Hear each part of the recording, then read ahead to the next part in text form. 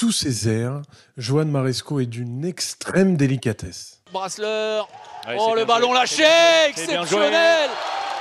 Exceptionnel ce que vient de réaliser Johan Maresco avec ce ballon. Salut à toutes et à tous et bienvenue pour un nouveau débrief, celui des 13e journées de l'Ikimoli Star League et Pro League. Alors on fait le tour d'actualité en 5 minutes, c'est parti.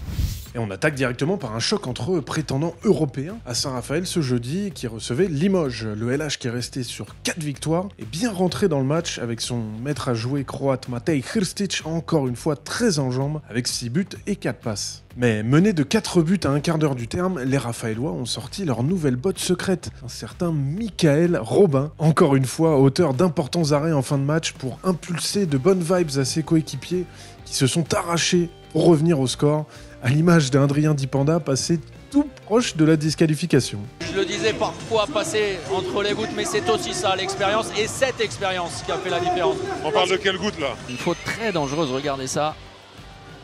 Sur le bras. Ça vaut 2 minutes. Hein. Si c'est 2 minutes, c'est rouge. Ah oui, mais oui, Bon. d'accord. Des gouttes parfois de pluie. Et malgré une dernière tentative virulente pour s'encourager côté Limoges, Limoges, allez les couilles là, putain. Voilà. Ouais, écoutez, hein, tout ne vient pas de là. c'est bien le SRVHB qui s'impose à domicile et frappe un grand coup dans cette course de poursuivants. Victoire 39-37. Une des affiches de cette 13e journée, c'était Nîmes-Toulouse, des Toulousains qui voulaient se relancer après 2 défaites consécutives face aux Nîmois qui fonctionnent sur courant alternatif ces temps-ci. Mais de bout en bout sur ce match, les Nîmois ont retrouvé la lumière et ont dominé de la tête et des épaules, grâce notamment à la puissance de celle de Quentin Minel. Premier vrai passage à vide pour les Toulousains, qui rend Nemanja Ilić chafouin. C'était catastrophique, c'était honteux. On ne s'est pas respecté nous-mêmes, on n'a pas respecté cette équipe de Nîmes. Du côté de Montpellier, on recevait Aix avec confiance, après une belle victoire cette semaine en Ligue des Champions. Des Aixois qui ont été punis par leur manque de rigueur, qui a permis au jeu rapide montpelliérain emmené par un Brian Monté étincelant de faire très mal, comme l'a d'ailleurs bien remarqué Philippe Gardan, le coach aixois. Oh, prenez les informations quand vous repliez, bordel. Vous êtes complètement disparate là. Une victoire finalement assez tranquille pour les Montpelliérains, qui a permis au duo Vilches-Houlet de nous faire, en cours de maths, Voilà, les diagonales trouvées d'abord. Diagonale le segment A au segment B. Rémi Desbonnets, Valentin Porte, le segment B au segment C. Valentin Porte, Nasinovic s'était allé à toute vitesse tant au cours de physique. en abaissant au maximum le centre de gravité pour redonner de l'énergie cinétique, là, repartir avec... J'apprends plein de choses. Non, mais je vous rassure, Dimanche, je ne sais pas du tout ce que ça veut dire, mais je trouve que ça fait bien de dire. Vous l'avez entendu. Voilà. On avait aussi une très belle affiche pour le maintien entre Ivry et Saran, au cœur d'une belle soirée à Ivry qui organisait, comme chaque année, le match des Pères Noël verts. Chacun était prié d'amener des jouets à destination du secours populaire et des enfants les plus démunis, et les Rouges et Noirs portaient exceptionnellement un maillot vert pour l'occasion. Mais les Ivriens n'ont pas distribué que des jouets dans ce match, car après une belle entame saranaise, avec leur capitaine Adrien Ramon très bien servi au pivot, l'US Ivry est revenu des vestiaires avec de bien meilleures attentions et des actions qui ont fait monter le volume à de l'aune, comme celui de nos commentateurs. Ouais, bien joué, hein, parce que c'était une situation compromise. Oh, quel arrêt de Matej Hrstić. On le disait encore tout à l'heure, heureusement qu'il est là. Allez-y, continuez, messieurs, on se régale. Oh, Continuez. super. Oh. Au final, une belle soirée pour une belle cause et une belle victoire d'Ivry qui a gagné ses 3 derniers matchs à domicile.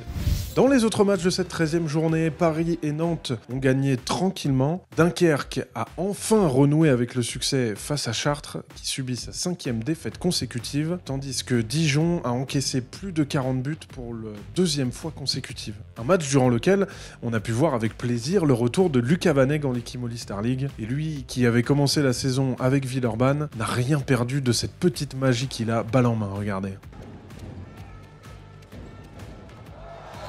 Oh, le spectacle est encore au rendez-vous. Au classement, les 3 fantastiques s'envolent en tête. Saint-Raphaël revient tout proche de Toulouse dans une lutte qui pourrait bien être à 6 pour l'Europe.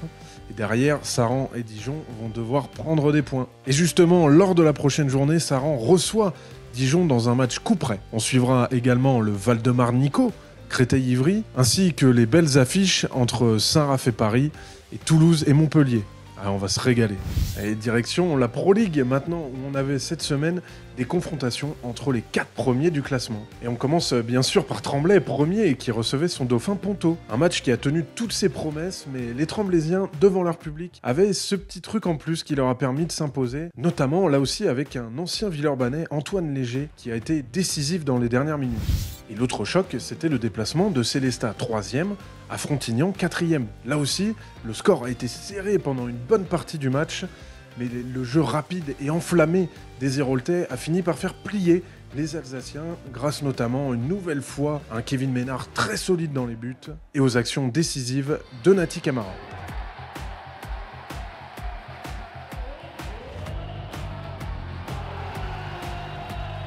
La surprise de la semaine nous vient d'Angers. Les promus angevins sont une belle surprise cette saison en Pro League, mais cette semaine, ce sont eux qui se sont fait surprendre à la maison par Sarrebourg, lanterne rouge au coup d'envoi, qui restait sur un crève-cœur la semaine dernière. Cette semaine, c'est un grand bonheur grâce à ce but décisif de Louis Despros, meilleur marqueur du match avec 9 buts.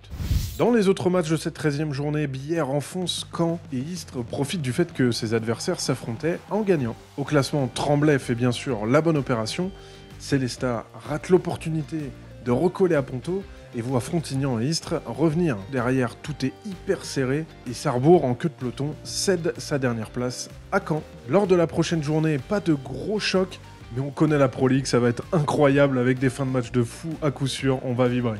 Allez, on se quitte avec une petite séquence qui se passe de commentaires. L'arrêt du temps. Et bonne semaine à tous, c'est ciao.